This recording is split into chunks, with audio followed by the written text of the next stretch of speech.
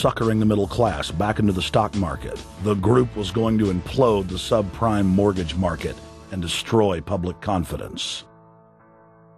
Well, one of the things that we're getting from this morning and this afternoon's conference, this morning conference was about the energy crisis, the price of oil. The afternoon conference, which started about 4 o'clock, 4:30, they were talking about one of the American delegates. I wasn't told who exactly it was talking about the the concern that the American citizens have had with the housing prices going down, so they're not investing that money. So what they needed to do is they needed to create the illusion that everything is going well. So what they're going to do over the next year and a half is to bring the market back up to 1998, 1999 levels. They're going to get all the suckers to invest whatever little money they have left over, and that's when they're going to make the economy bottom drop out. They need to destroy the economy because as we're running out of oil, when people don't travel, at least that's what they're saying, when people don't travel, when people don't have money, they don't travel, they don't spend any money, which means you don't waste a lot of oil and natural gas.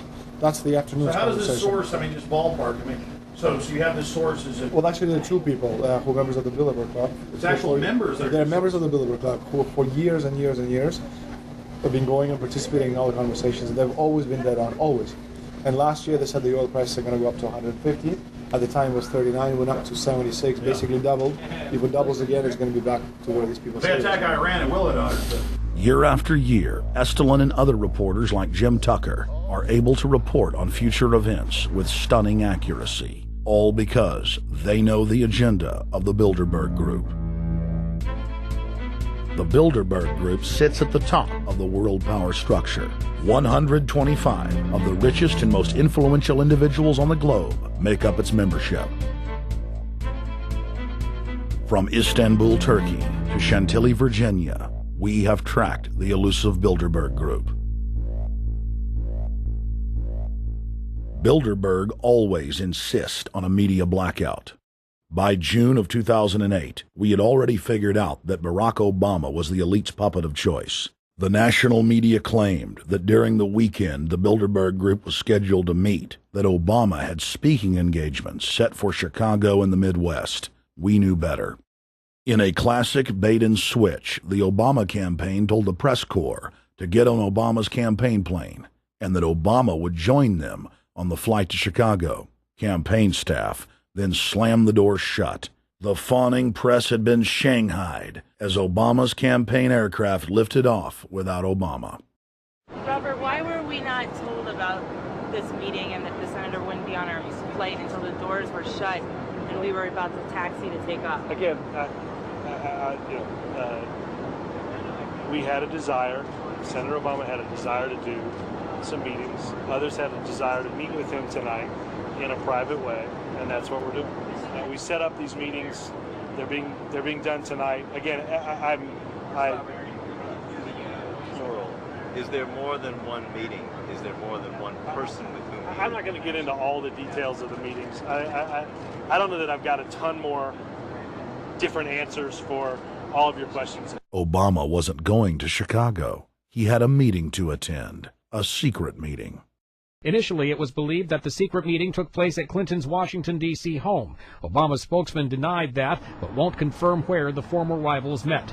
He also declined to comment on their topics of discussion. For a day and a half, the mainstream media engaged in a wild goose chase, trying to find out where Hillary and Obama had gone. 3 cover stories later, the corporate press had to admit they had no idea where the 2 candidates had gone. And to this day, Clinton and Obama aren't talking. Plenty of sources knew about this meeting, told us and others that it was at Hillary Clinton's house, but clearly it wasn't. In 2008, the trail led us to the Westfields Marriott Hotel, right outside Washington, D.C. We just flew into Washington, D.C. We're driving to the Westfields Marriott. Tomorrow, the hotel's closed throughout the week into the weekend for the Bilderberg Group meeting. But we're going to check in the night before. They're going to kick us out tomorrow.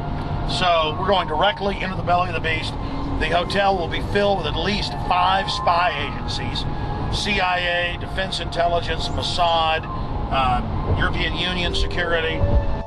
We checked into the Westfields Marriott 48 hours before hotel guests were scheduled to be thrown out ahead of the annual meeting. The building was nestled in the heart of the military-industrial complex, with the National Reconnaissance Office and Raytheon just a stone's throw away.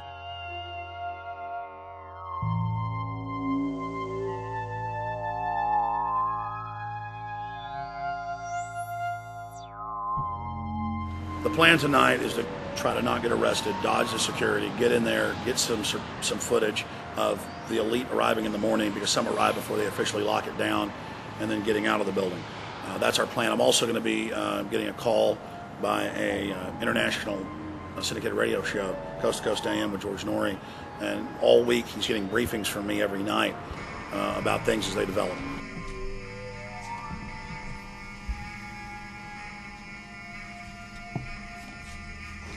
George, we're sitting here in the room. As the phone rings with your producer, Tom Danheiser, to put me on, the fire alarm goes off.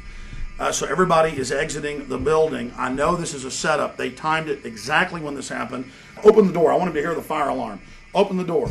I want people to hear this live to the 16 million people listening.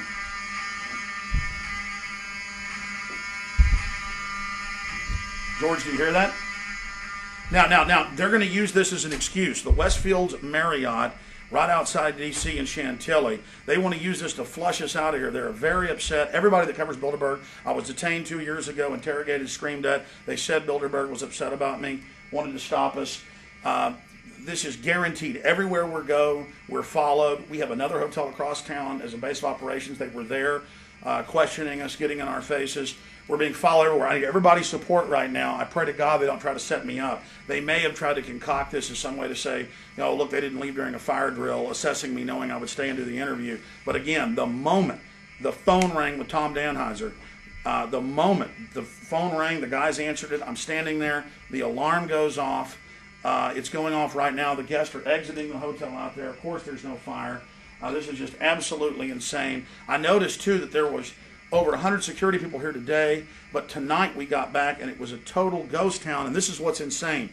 We have a security guy walk up to us 30 minutes ago, about 25 minutes ago, before this happened, and said, "What are you guys doing?" We said, "We're just walking around checking out the artwork in the hotel," which we actually were admiring, but we were also going around getting some footage. And they said, "Well, no cameras allowed." We said, "Fine." And then he said, "Yeah, we had somebody do a fire alarm a few weeks ago, and me and Rob, my camera guy, were on, why is he telling us about a fire alarm?" I forgot that part, George. These bastards have done this. I don't know how. They're planning to try to set us up or something, but this is incredible. We are here in the middle of this right now, George.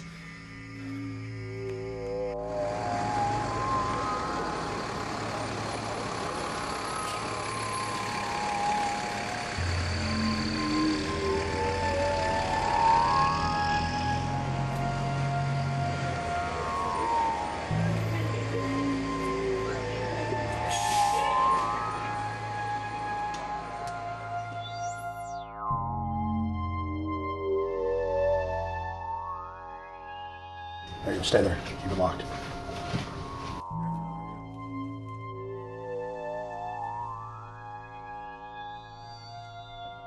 Let's go. Let's get out of here now, Richard. Don't screw around anymore. We got out of here on exactly the right time. Is this the way out? Yeah.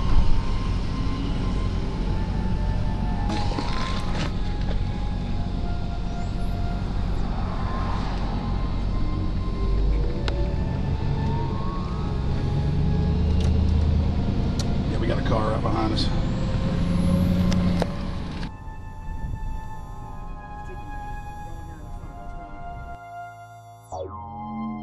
We made about, what, 5 turns, and the 6 turns, the same car's following us.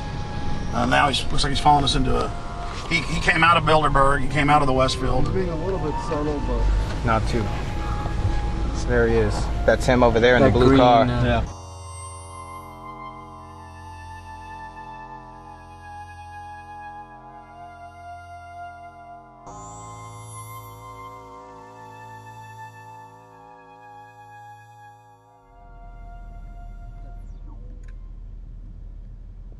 We're headed back to the Marriott here in Chantilly, Virginia, the scene of Bilderberg 2008. We successfully infiltrated the last day and a half inside, got out with some great stuff. We've been tailed, and now we're going back to cover the dignitaries, the elitists, as they arrive. And right now is the prime time for them to start